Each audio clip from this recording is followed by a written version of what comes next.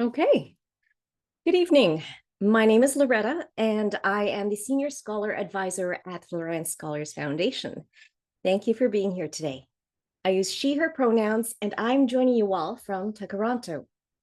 Now, as we begin, I acknowledge and reflect on my privilege as I live, work, and learn on the traditional territory of several nations, including the Mississaugas of the Credit, the Anishinaabe, the Chippewa, the Haudenosaunee, and the Wendat peoples, and is now home to many diverse First Nations, Métis peoples, and Inuit.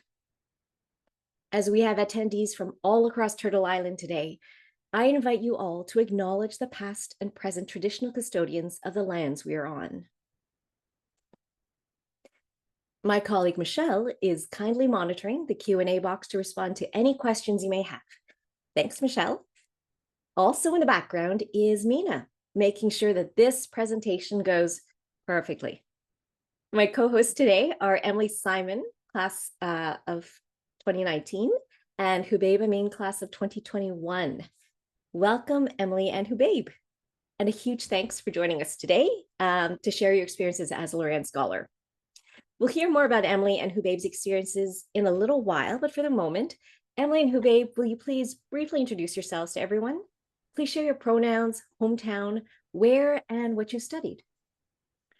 Hi everyone, I'm Emily. I go by she, her pronouns. I grew up in Battleford, Saskatchewan, and I attended the University of New Brunswick for leadership studies. Hey everyone, my name is Subaib and I use he, him pronouns. I lived in Oshawa, Ontario, and then there also is where I went to school at East Hill. And for university, I went to UBC, a little bit far away from home, and I studied finance. And I just graduated. I'm a 2021 scholar. Excellent, thank you. So today's presentation is in webinar format. All of your microphones are disabled. You can submit questions in the question box at any time during the presentation. And there will also be a question period at the end of the webinar where Michelle will highlight some of the frequently asked questions that appear in the Q&A box and any that are directed to Emily and Hubaib, or to me, or to Michelle. Information will be sent to you after the webinar, including a recording. Oops.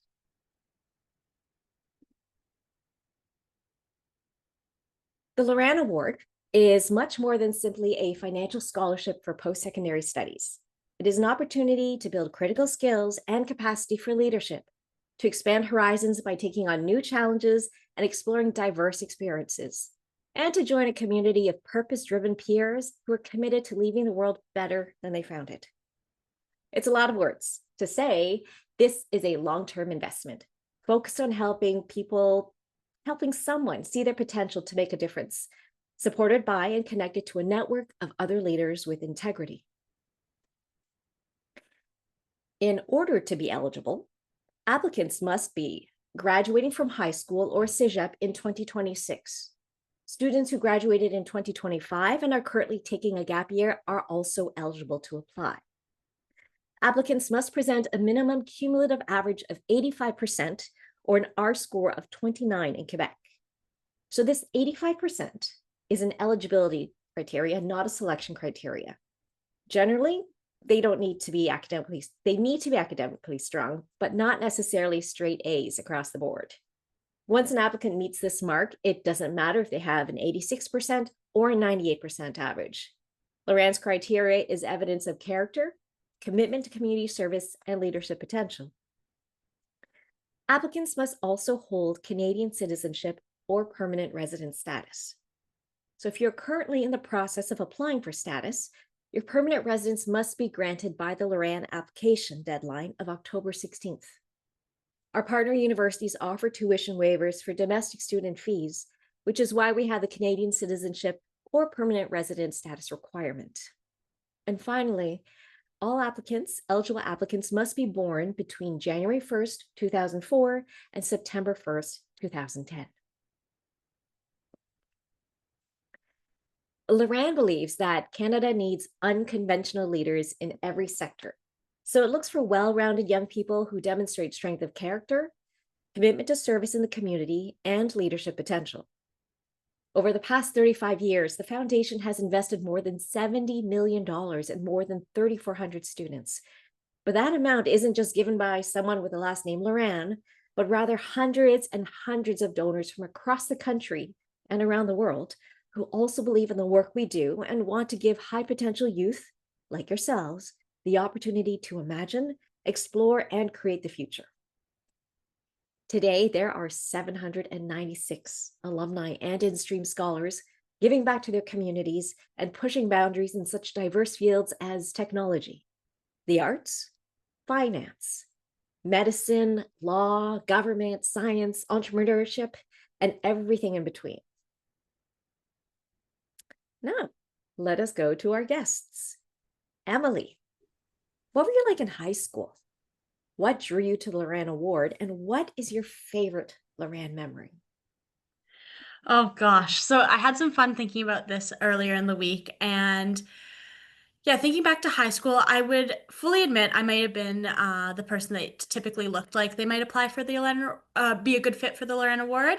I was super involved in everything. I was really bubbly and outgoing and interested in seeing the world, but I don't think that's what got me the award.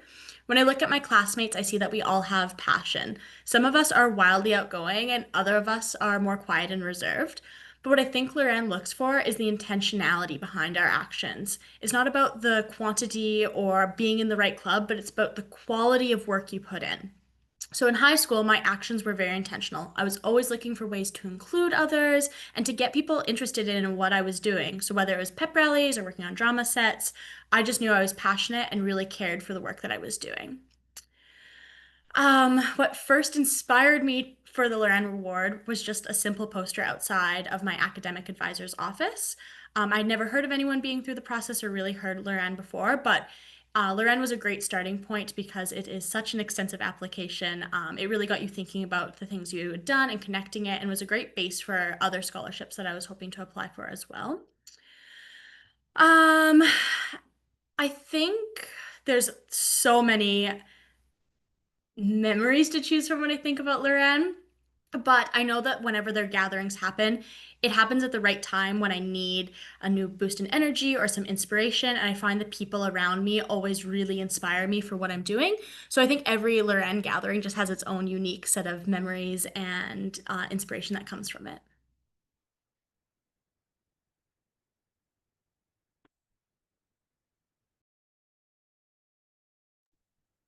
Hi again.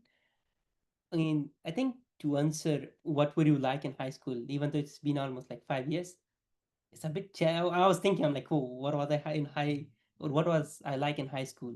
Probably a bit stressed, but also very motivated. I think that was one thing that I was trying to find problems, not make problems, but find problems and find solutions for them. Whether it was creating a new club or joining different clubs and making sure that people are included, but at the same time they're also heard and the decisions are made that are inclusive and not just the president, or if I was the vice president on the council and a few other presidents in more roles that I was holding. So I think a bit stressed if I have to summarize it, and very motivated.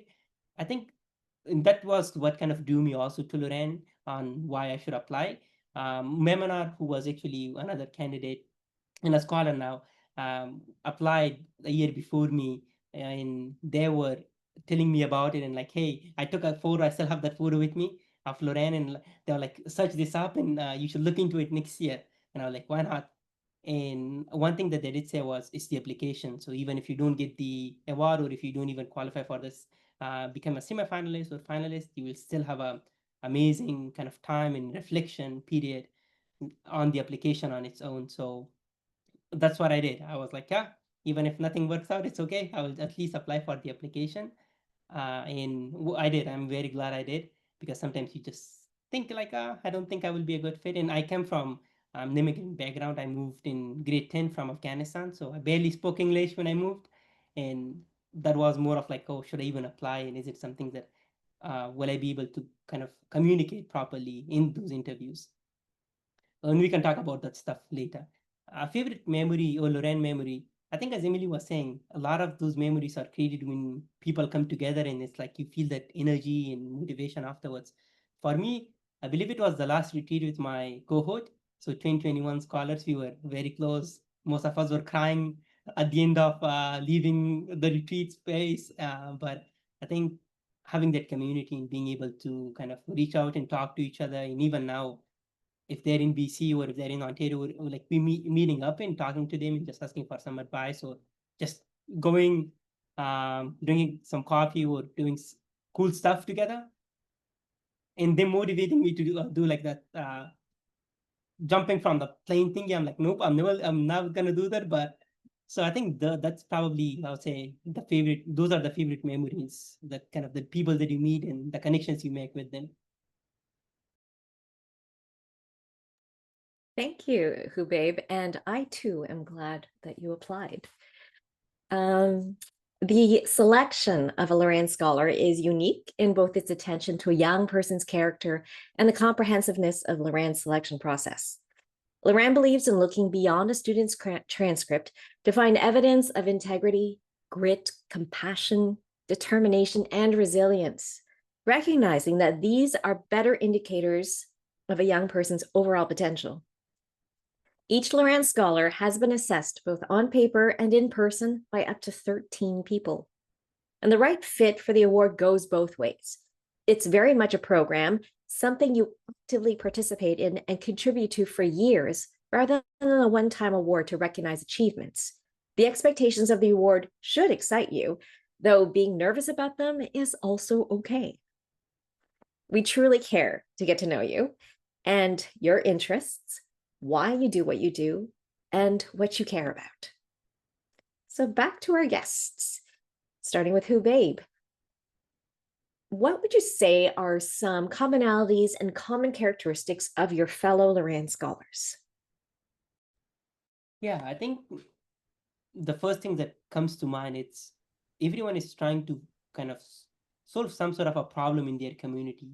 And usually when I think about it, all of them do a lot of things, and even though sometimes they don't get that recognition, they're not doing it for that recognition. They're genuinely trying to solve that problem. And I think it goes back to something that Emily mentioned, that intentionality and like being, what are your intentions behind it. So I think that kind of motivation, and goes back to that first question you were asking, Loretta, about what I was like in high school. I think a lot of us were motivated by one or other reason, but in general, it was in one way or another trying to solve some sort of a problem in our communities and kind of make it a better place, or leave it in a better situation than we found it, quote unquote. So I think Yeah. that one key thing that I would say. And then one more thing, it was, none of us were know it all.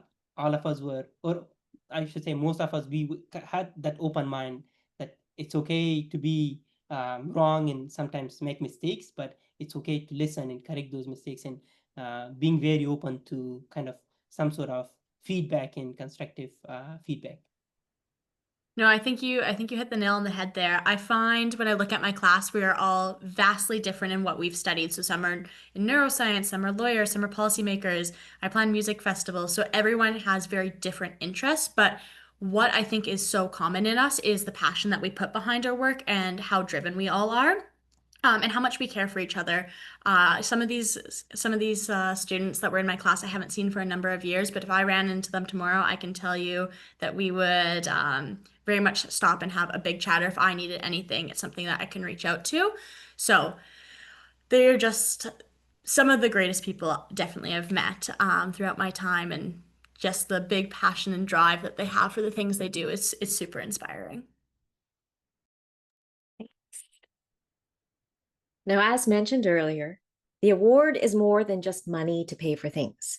There's a financial component, mostly so we can provide scholars with the resources required to keep them available for meaningfully contributing to their communities and fully participating in the Loran program.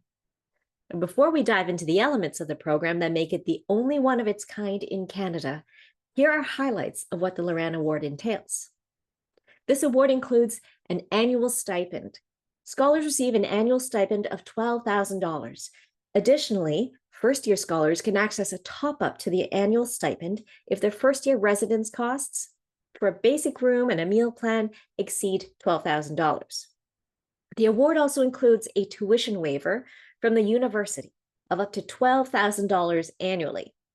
So something to take note of for individuals choosing academic programs where the tuition fees exceed $12,000. Many scholars have applied for additional awards and student aid to cover the rest of their tuition. The award includes a multi-year one-on-one mentorship with a local leader and a summer experiential learning program in 3 different sectors. In addition, the Loran Award includes membership in a diverse community of scholars and alumni, with opportunities to engage and grow together through an orientation experience, annual retreats, local events, access to a national network, and a lifelong community. And this award is renewable for up to 4 years or 8 academic terms.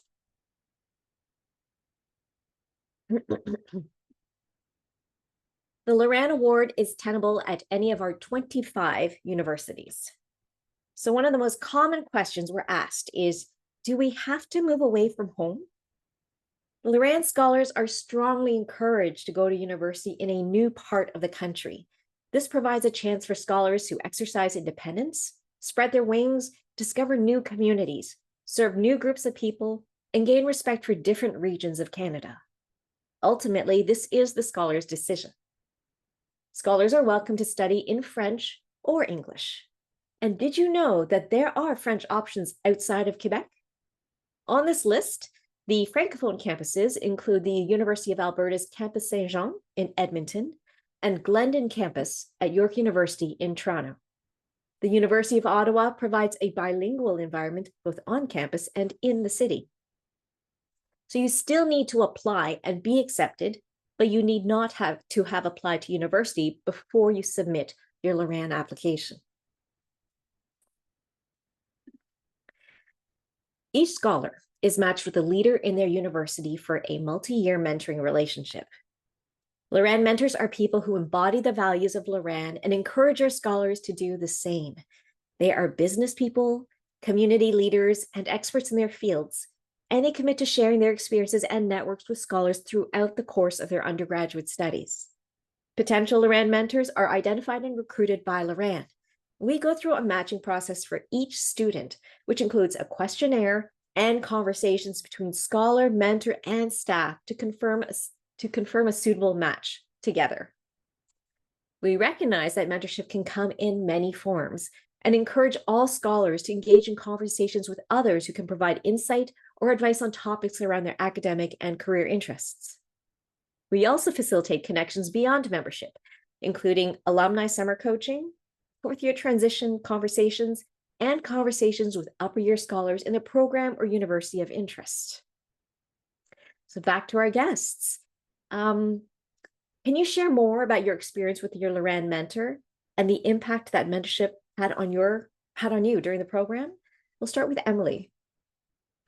Yeah, I love my mentor. She's definitely one of my favorite people. So I think when we were starting the application or starting the process of finding a mentor, they had asked me a little bit of what I was looking for, and I definitely said like someone a little bit more familial, someone that was really involved in the community, and they definitely hit the nail on the head with my mentor. Now, our relationship has changed quite a bit. So when I started in the program, she was working for the Community Foundation, and now she's the mayor of Fredericton. So about as involved in the community as you can get. So she knew lots of people. She's incredibly busy, but we met up about once a month during my undergrad, and she would answer questions of help me guide when I was looking for different internships, what she thought was good moves for me. I did a lot of like community-based assignments, so I could interview her every once in a while and get her thoughts on some like interesting topics that were happening. Her daughter was about my same age as well, so it was really nice to know that like she was very familiar with kind of the phase of life I was in. And she's someone I still try to keep in touch with now. I actually just met up with her yesterday, and she has been such a great help when I'm looking to do some new major life decisions there. So we still try to meet up about once a year. But yeah, she's definitely one of my favorite people and someone I really admire and look up to. Yeah, I think I'm going to second that. My mentor is also one of probably my favorite people that I have met throughout my kind of time in Canada. My mentor, he is right now retired, but He is an accountant, so CPA by profession, but he was very much focused on social enterprises and nonprofit organizations and also indigenous communities in British Columbia. So assisting them to kind of get education on financial independence and financial freedom. We also meet once in a month. Usually, I would send him a quick agenda of like, hey, these are a few things I'd love to talk to you about. And I think it does change that mentorship, that relationships that you have throughout the time. You initially we started a little bit more formal, and now slowly it changes. But I'm very glad. I think it's probably one of the amazing things from Loran. It's the mentor, especially if you move to a new place where you don't know, quote unquote, a single person, which was the case for me. I think meeting that person and having that person that you can ask questions and ask them about community involvement, or most importantly, I think for me, sticking to my own values. I studied finance, and usually people sometimes put too much focus on profit and also the private sector. So having someone who you can talk to and kind of hear your ideas and thinking, and also having someone that can keep you kind of like to help you to stick or stay to your core values and remind you of those. I think my first internship that I got was through kind of like talking to my mentor, and he was like, "Yep, these are a few organizations I wanted to do a public policy internship, and like look into these different organizations," and I did, and I think it was 4 different organizations. I could email all of them, and I got my internship in Imagine Canada. So I believe and then also I was talking to him yesterday. Again, I really a lot of stuff that's happening, but that is somewhat coincidental. But I think I was talking to him and asking some advice because I was moving to a new place and doing a few things.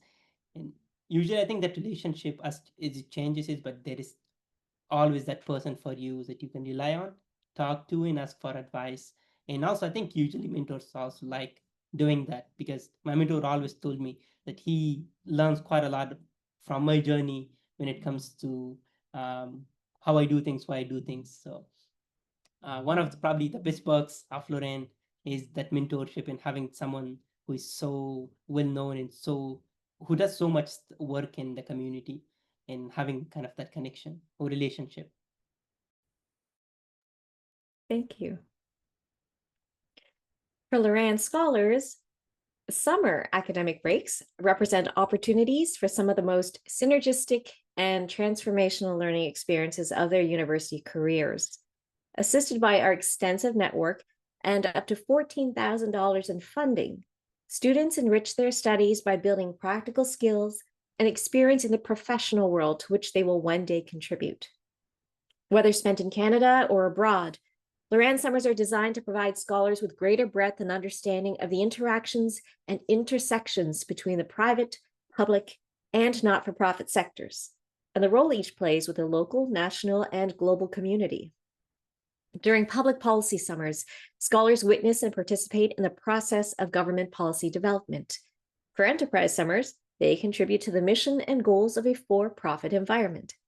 And for not-for-profit summers, scholars gain programming and service experience as they engage in meeting the needs of a particular population or community. Scholars have the option and access to resources to complete one Loran summer while pursuing academic research or a structured learning experience like language study and immersion, or another exciting opportunity that might not fall into one of the 3 sectors. So, Hubabe, can you share a bit about your summers and the value you found in them? Sure, yeah. As I mentioned earlier, I did my first internship as kind of or first summer experience as public policy, and I found that as through my mentor. I believe all of them, even though it's not relevant to finance in the traditional way. And when I told people I'm doing a public policy summer or internship, they were like, "Whoa, it's not relevant to finance." But I think a lot of the skills and a lot of the things you learn. I was working on overhead expenses for nonprofit organizations in that first internship, and you learn how to do like primary research and secondary research, and using that skills later down the road in my third internship, and now most likely in my job as well. My second internship I did, and I found that about, oh yeah, the second one, it was with Leap, Peacock for Social Impact. which is a non-profit slash charity organization, more focused on social enterprises in kind of helping them with consulting slash also impact investing. So mostly I was working on one of the bigger portfolios in helping those organizations with how they can increase their impact. So more of consulting job. In that one, slides, I was able to learn how to actually make very pretty slides. But on a serious note, I think you meet very cool people and wonderful people that are actually trying to kind of blind or like blend or bring these two communities of for profit and non-profit and combine them and trying to make it work in one way or another, that are not focused on profit but and also want to help out and give back to the community, because for non-profit sector in general it's a bit challenging for them to function in long term with that not sustainable funding and all the other stuff. So being a part of that. And then the third internship, it was with the World Bank in their treasury, and I was working there. So using, I believe I did learn quite a lot with whether it was the research, which I actually was using in my World Bank experience, and as well as the able to make those presentations, be able to present, and be able to answer questions on the spot. As sometimes those clients or those portfolio ventures that we call do have questions that you might be the only person that know the answer because you worked on the whole project and you were the one who were researching. So I think that does help you quite a bit when it comes to, even if it's not the traditional internship that other people do. So for me, I think the most valuable thing was one, meeting a lot of people and learning what they're doing. And there is not one single way or a cookie cutter for people to kind of work in that sector, in that area, and then solving kind of the world's problem, but multiple ways of achieving that.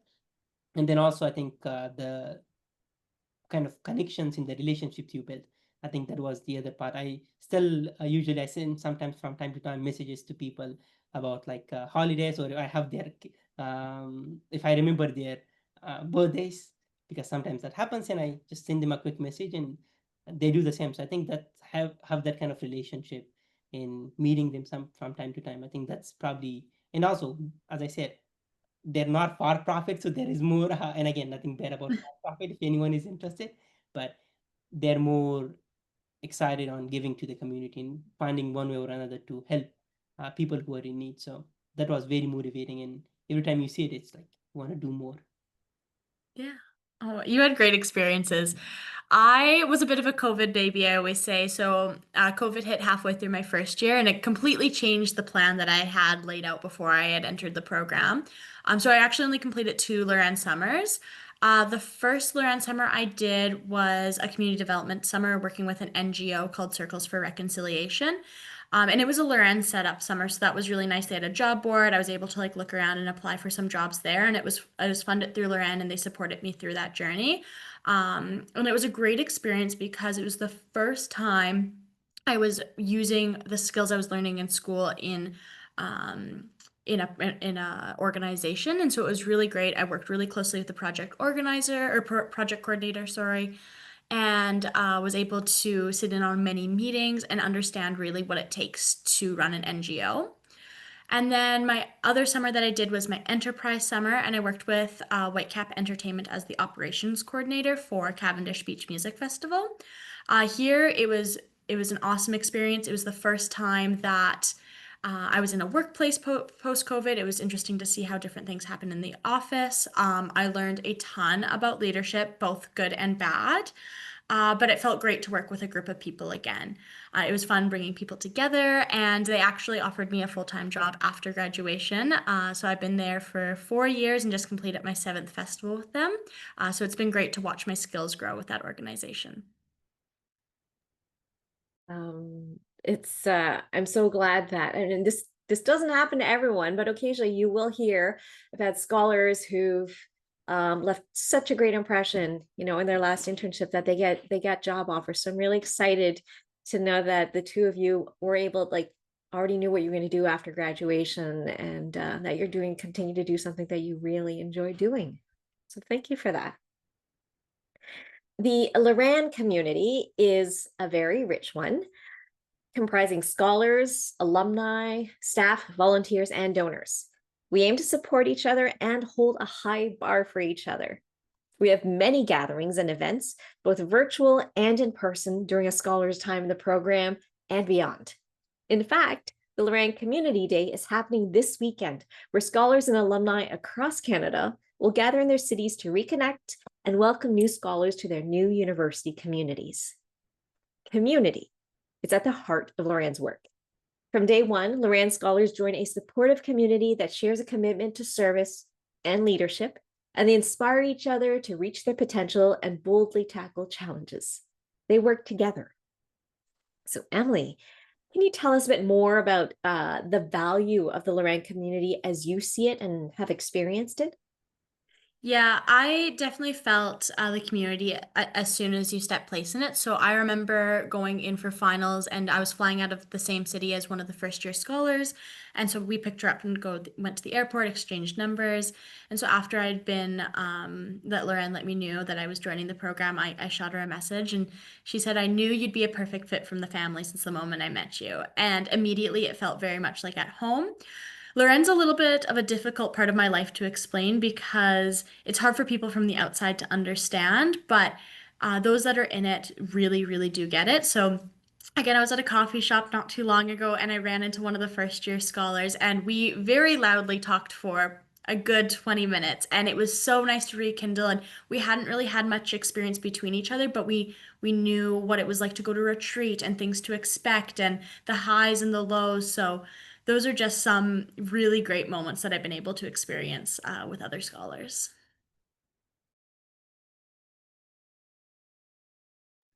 No, I almost forgot. No, it's Emily. I think when you mentioned that meeting those scholars and spending hours and hours, I actually met one of the scholars in my first internship. I didn't know they worked in Imagine Canada, and when I went and we started talking, and it just came out of nowhere that hey, I'm a Loran scholar. I think they were a 2014 Loran scholar, and I was 2021. So I think it does come back to having that community, and you will be talking to people, and out of nowhere there will be some sort of kind of common grounds, and like, hey, oh, I was um, in a part of the Loran community in one way or another. Actually, my supervisor in Imagine Canada, who the place where I did my first internship, also applied to Loran, and they knew about Loran because they were, I believe, a semi-finalist. So you see that even though if you don't become a scholar, I think you still are a part of that community in one way or another, and you still know the name. And for me, I think having that connection to people and like being able to talk to the alumni and being able to talk to the scholars from various years, I think that was probably an amazing experience. In my very first year, on the first day actually, I was new to UBC. I was new to British Columbia in total, I should say. Never went away from home in Canada. That was my first kind of flight alone. And one of the Loran scholars actually gave me a tour of UBC, and we went kind of like got some ice cream. It's very famous ice cream at UBC. If you are there, you should definitely try it. It's called Rain or Shine, or Rain and Shine. Forgot. Definitely worth a try. A bit expensive, but definitely worth a try. I think enough with the advertisement. So I think that kind of having that community and being able to see that people are actually trying to give back to the community and give back not just to the Loran community but in general to the other community, and the stories you hear about them trying to solve those problems. I think that's not only motivating but also kind of you finding one way or another that hey, how can I help? How can I be somewhat supportive in your idea? And I think again, to summarize my answer, it would be an amazing community in people that you would be surprised at how big the community is. Like we say 700, 800, but trust me. And I worked with the World Bank. There is another person in the World Bank who was also a Loran scholar, I think from 2003 or 2002. So it's an amazing community, a huge community, and they're always happy to talk. They're always happy to kind of give you advice and answer any questions you might have. Actually, there is a third person at World Bank, but we'll talk about that later. Um, in addition of up to 36 Loran Awards, Loran will be granting up to 61 time provincial and territorial awards to candidates chosen by interview committees at the semifinal level, valued at $3,000. We'll also be awarding up to 60 one-time finalist awards to finalists not selected as Loran Scholars. And these would be valued at $6,000. These awards are tenable at any publicly funded Canadian university, not just the ones that you saw on the previous slide. So let these awards also be some motivation to apply. Bill will also share, and we've heard year after year, just how valuable the application process alone is to students.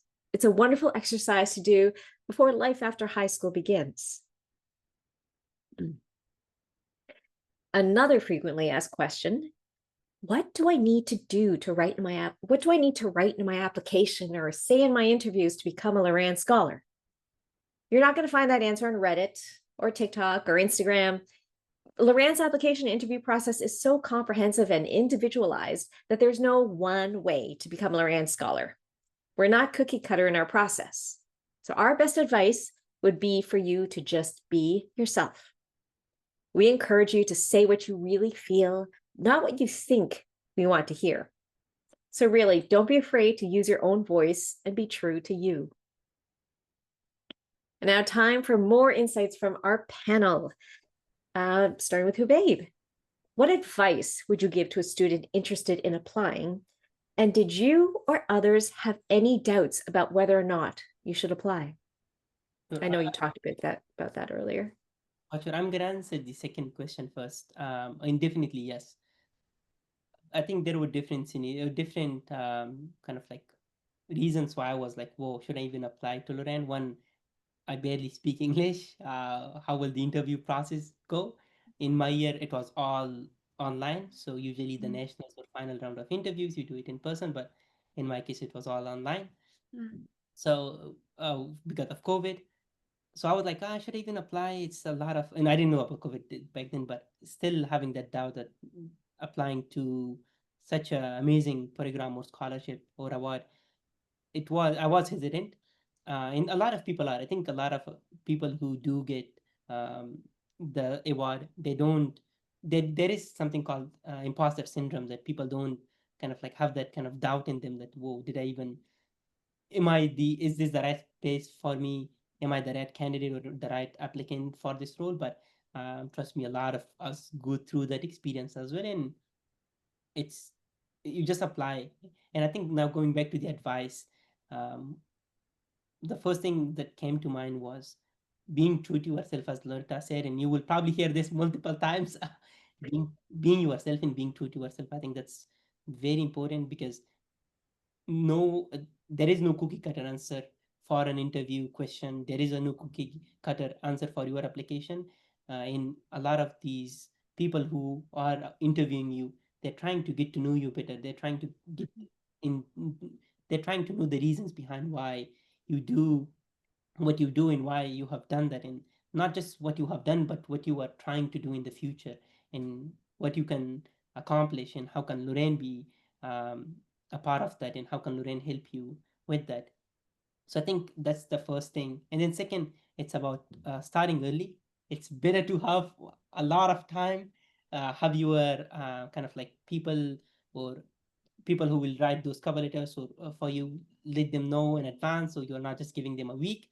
Give them a lot of time. Make sure that they know. Make sure that you have your draft ready like a few times rather than just like or a few weeks before. In my case, I try to do things a bit early on, and I think that would be another advice. I trying being a bit more early on. At the same time, trying to manage and not like it's a part of life, and if you don't win or become a scholar, it's totally okay. It's not about you. It's just about Lorraine might have not been a good fit for you and might have not helped you in your future goals. As I said, Lorraine doesn't focus too much on, from what I have understand, on your what you have done in the past, but more on what you will be doing in the future and how they can help. So I think keeping that in mind and coming with an open mind, like even the application process on its own was super beneficial for me now. Like even if I don't get anything else, just like being able to know the reasons on why I'm doing all these 10, 15 different clubs and different things. What is the reason behind it? So it's start soon. I think to summarize my answer, start soon, be yourself, and then yeah, I think those two should be enough. I'm basically going to reiterate everything you just said. You said it so beautifully. Loren's a little bit like speed dating, so they're trying to find the right people for the program, but you also have to make sure that this program's the right fit for you.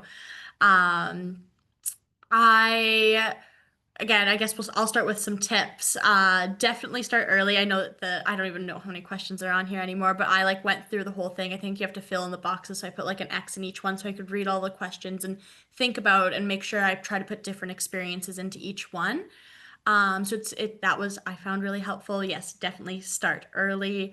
But any scholar you're going to talk to, they are going to tell you just to be yourself. And so I remember that there was this one question that it was asking for 5 fun facts. And 5 is a lot when you've already written 13 questions about yourself. So I remember sitting there trying to think of something. And finally, I just put down, like, I was like, I have a dog. And I was sitting at interviews and one of the Loran staff was just making conversation. They're like, oh, so tell me about your dog. And I was like, do I have dog hair on me? Like, how do they know that I have a dog? They're like, oh, you put it in your fun facts. So as much as like they're trying to see the things you did, they also just want to know who you are as a person. So try to have some fun with it. In saying that, it's hard to talk about yourself. Yes, I had doubts for sure. Definitely had a good support team behind me that had faith in what I was doing. But for yourself, it's as any interview, even job applications now, like you always have doubts. But enjoy the time that you get to talk about yourself a little bit and be proud of all of your accomplishments. The fact that you're filling out these applications and have the experiences to put into that is an accomplishment in itself. So definitely be proud of yourselves as you work through these applications. Great advice. So, as you know, applications are now open. Please visit the website on the slide to begin or continue your application. And after this webinar, just go to that site and give it a shot. Bet on yourself. Don't let the fact that there will be lots and lots of people applying deter you. Don't be afraid of the amount. Just give it a go. The deadline is Thursday, October 16th, 2025 at noon Eastern Time. That is the deadline for all applications. So your application that also includes your reference and transcripts, it must be completed and submitted before 12 p.m., before noon Eastern Time. Late applications or references will not be accepted. So please, please, please do not wait until 11:59 a.m. to press submit. Please let your references know that ideally they'll have completed their portion days before the deadline. So do give them enough notice.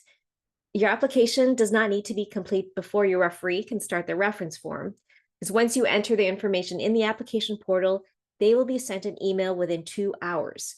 And so it is your responsibility to ensure that they receive their form and submit on time.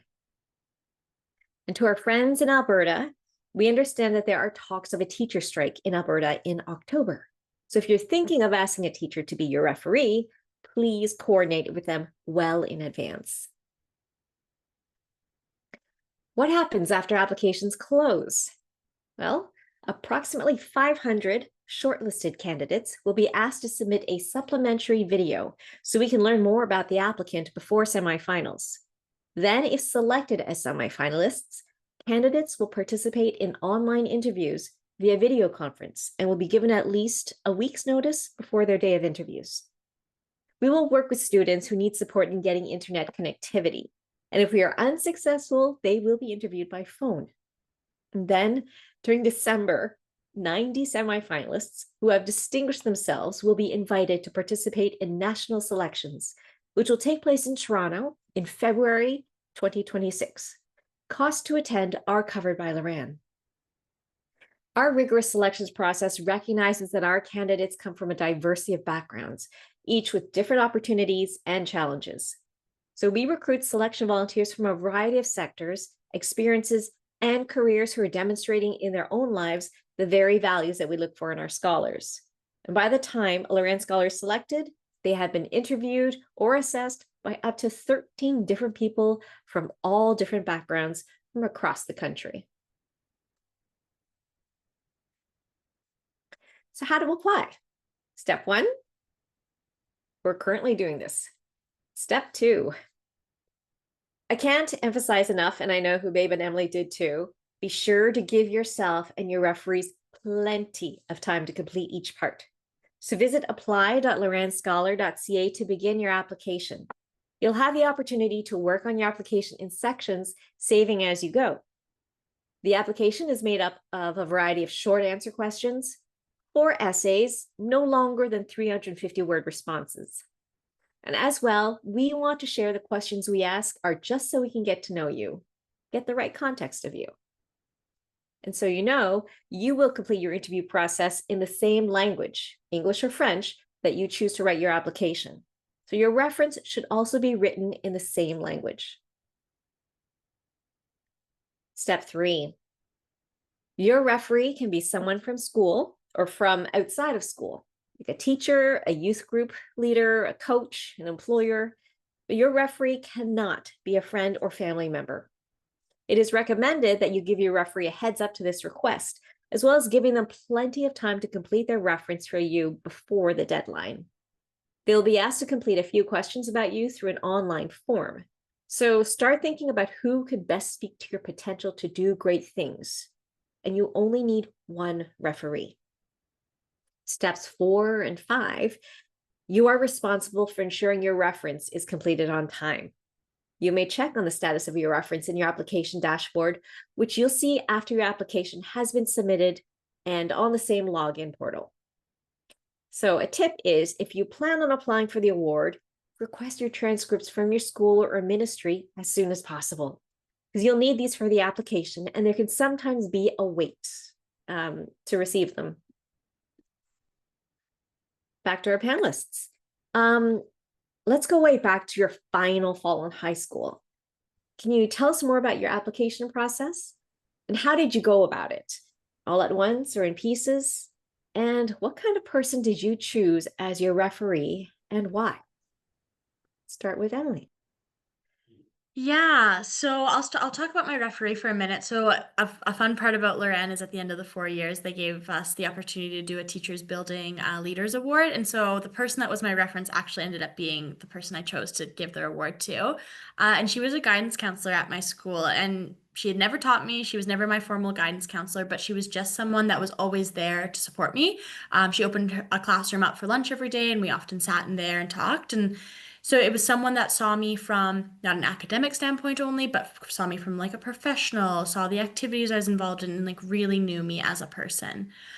So that was a really great opportunity. I spoke a little bit about it earlier that I like broke down the application. I definitely took my time to go through it. And yeah, it definitely was a lot of thinking on it, sleeping on it. I'm not a great speller or typer, so going back, writing it, reproofing it, because definitely there's some importance to that. But I think that's kind of the advice I can give with those. Habad, do you have anything else to add? Yeah, I think now you covered it well. About my review, it was also a guidance counselor, and they were one of the people that I actually, when I moved to from Afghanistan to Canada in grade 10, they were kind of like that, the staff for the diversity club, and also more of a support system for me at my high school. So asking them questions, or just kind of simple questions about classrooms or different courses, and going from there, and later on kind of working with them in a diversity club and kind of getting the approval from them, and also support to kind of found and create a free tutoring club at my school down the road. So I think that thing, or when I was choosing, when I asked them to be my referee, they were very happy to be my referee for the award. Two things. I think first of all, it's okay if someone says no and they're like, "Whoa, I cannot be your referee," if they don't know you well. But I think secondly, it's also important to choose someone that you know, that they know you well. You have worked with them. They know your skills, what you have done, why you have done those things. So when you are choosing your referee, I think it's important to find someone who knows you well and who can actually vouch for all the things you have done. Well, not even vouch, but just like describe the things you have done and what motivates you at the end of the day about those things. And about the application process, um, it was a bit stressful, as I said at the very beginning. I was stressed in grade 12 with all the clubs and different things and also learning the language. But I believe I did start early, which helped quite a bit because I was able to go back from time to time and also just like write points, like when I'm walking or when I'm going to my martial arts academy thingy, being able to think about it like what can I write, what can I actually, why am I doing things, and not just writing the application, but why do I do these things, and um, what would be a response that would satisfy my own kind of like or give me a good reason to keep going in the future as well. So I think that those values, which I used a lot of the stuff that I wrote in my application, I used it in my first year business ethics class when they were asking about my core values and why do I do a lot of those things. So another reason you should apply, you can use that for university.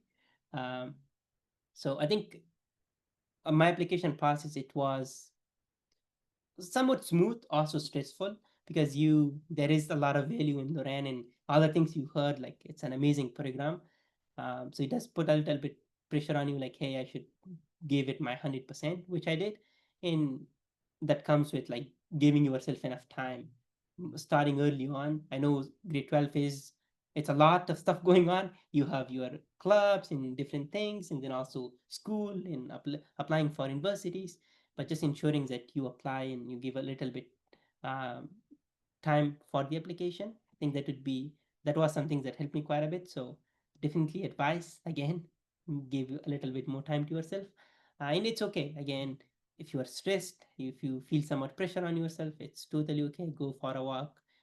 Talk to people. I think that helps. I was talking to my guidance counselor quite a bit about like the application and just asking questions on just kind of more clarification or even kind of having someone to brainstorm with. So that was what I did in my application process. Thank you so much. Look at this group of shiny, happy people. This is a photo of the 2023 cohort at their first retreat in 2023. This could be you next August. So apply. And now I'm going to bring Michelle in. I know you've been typing away with your magical fingers. Let's give your fingers a rest and see if you have any questions. Perfect. I am going to read a few that I've pulled throughout the last hour, and we'll start there. And then if there's time at the end, I will read through the ones that are coming in now as quickly as I can. But if we don't get to them, please do email us at info@loranscholar.ca, and we can answer your question, especially if it's a specific question about you. But I hope to start with a couple of questions that came in for our scholars. So the first one is, how did you approach the essay portion of the application specifically? Do you have any tips for that section? I feel like I'm gonna end up reiterating what I've said is start early, start drafting, and feel free to add to it as you grow. It's definitely there's a lot to write about, but I think your best bet's just to start early to get that working on. Bod, do you have maybe a better answer? Yeah, I think one thing that I would say is there is a lot of AI in ChatGPT and a lot of like different things that are available. Um, and God. I'm not advising against or using it or not using it, or that's totally up to you. But people in the interview and even like people who are reviewing your application are actually trying to know you. So being Mm-hmm. yourself, and I would say probably not relying on AI a lot when it comes to that. Obviously, you can proofread it and just make sure the vocabularies in spelling and everything is good. But I think be like actually being yourself and um, not, Mm-hmm. again, as you said, Emily, not just doing it in one night or in one sitting, but giving yourself enough time and Yep. also being yourself. And lastly, no AI. Oh, I mean, It's okay, yeah. AI was pre my application. I kind of forgot that that would be a thing as well.